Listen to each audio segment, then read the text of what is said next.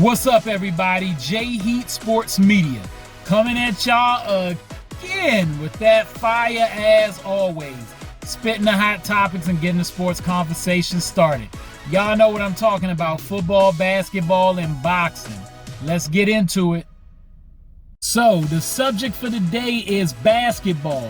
NBA basketball, to be more specific. And to be even more specific, we're on the subject of things that have never been done in the NBA, in the history of the NBA. First thing I want to talk about is this NBA in-season tournament. We got our brackets now for the elimination rounds for the tournament. That's right here.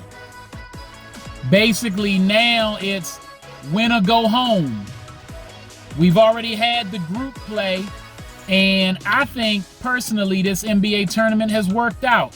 I know it's been met with mixed reviews from some, but I think it's about time the NBA caught up with the European League. They already had tournaments, in-season tournaments overseas before they got to their end of the season playoffs, and it's helped to make games more intense and players to value the games throughout the season a little bit more overseas. And I think we're seeing the same thing in the NBA right now. The guys look like they're more motivated to play games in the middle of November than they have been in the past, and for good reason. This tournament, every player gets a cash prize at the end of this tournament. And while the cash prize, I believe, is around $500,000 a player, which isn't big time money for the superstars on some of these teams, for the guys that are role players, the guys on the bench, guys that may not even get time, it could be life changing. And you see the stars that are playing hard for their guys on the bench and their role players to make sure not only do they as the star get that bag, but these other guys get that bag too. Now, we can say what we want about the courts. They look a little funny to some people. I'm sure that's a work in progress. There'll be improvements upon that as time goes on.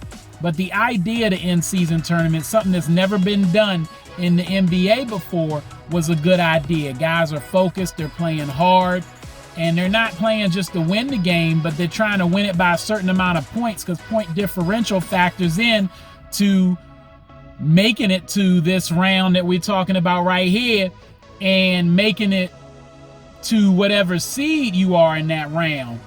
And that matters in the first round because you get to still play in front of your home fans. Once you get to the semifinals, that Final Four and that championship game, that is in Vegas, which will be interesting to see how that goes.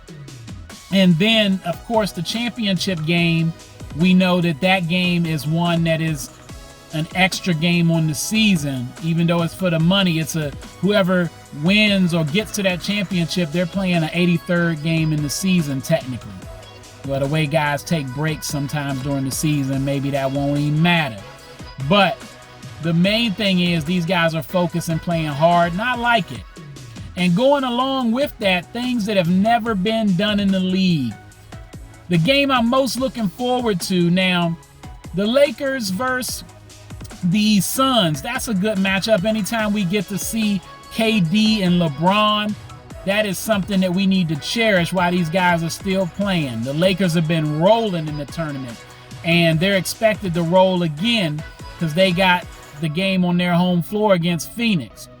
Sacramento, who came back against Golden State in that game the other night, they managed to secure a home game against New Orleans. And Zion's coming off a real good game himself. The Pelicans versus Sacramento should be exciting. The Bucks and the Knicks, that should be an okay one. I expect the Bucks to take care of business. But the game that I'm tuned into that's going to give us something we haven't seen before in the history of the league, that's this Pacers versus the Celtics game.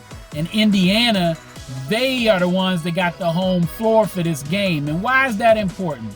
Why do I say this is going to show us something we haven't seen before? Well, that's because Tyrese Haliburton is playing for the Indiana Pacers.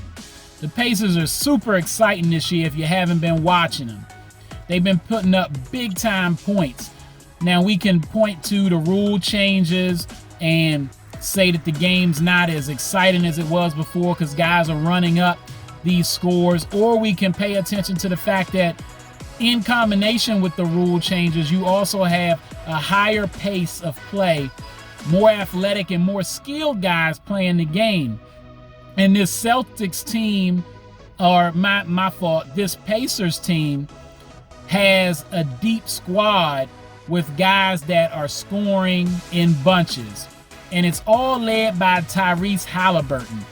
And Tyrese is special. This year, he is putting up 25 a night. He's getting you 11.9 assists, standing at 6'5" at the point guard position. 11.9 assists and 25 points a game. On top of that, he's shooting 51% from the field on 17 attempts.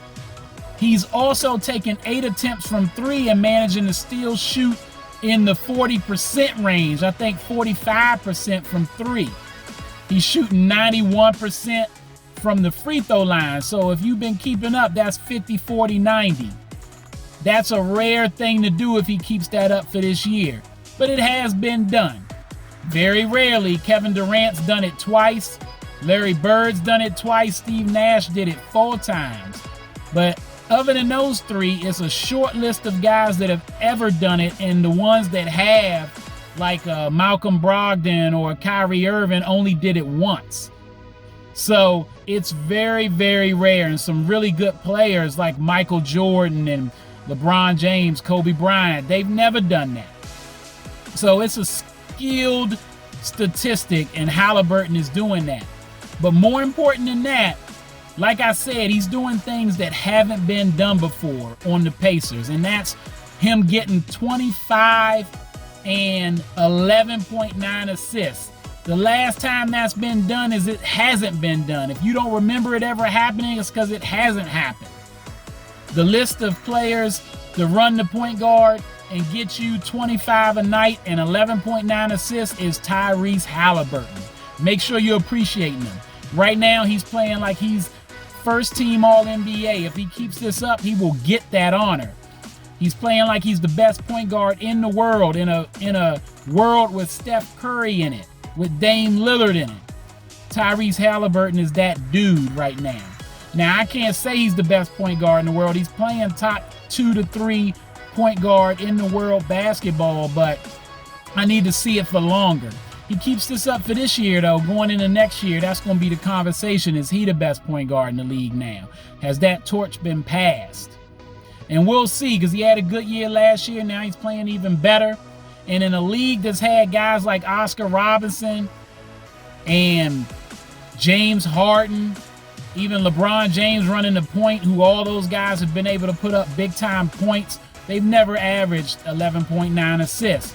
Guys like Magic Johnson, John Stockton, who have gotten you 12 assists a game in a season before, they have not averaged 25 points.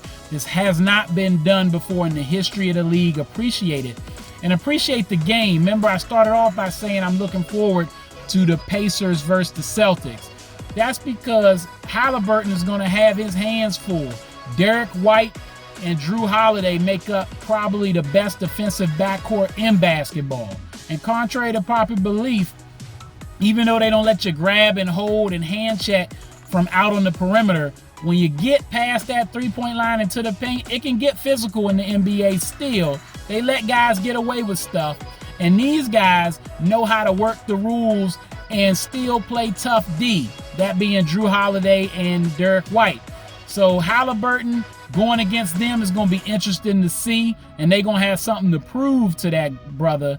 So make sure you tune in. All right, that's all the time I got. Y'all know what it is, and you know who you looking for. J Heat Sports Media. Remember to like, subscribe, or get at me in the comments. Let's go back and forth. Y'all know where to find me. YouTube, Instagram, X, and TikTok.